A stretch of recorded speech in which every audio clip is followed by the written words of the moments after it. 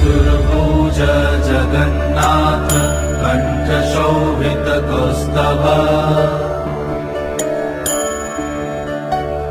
Padmanabha Vedgarbh चन्द्रसूर्य विलकना Jagannath Loknath नीलाद्रीश परहरि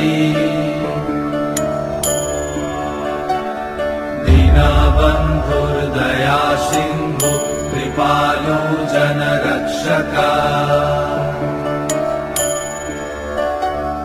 कम्बुपाणि Chakrapani Padmanabha Narottam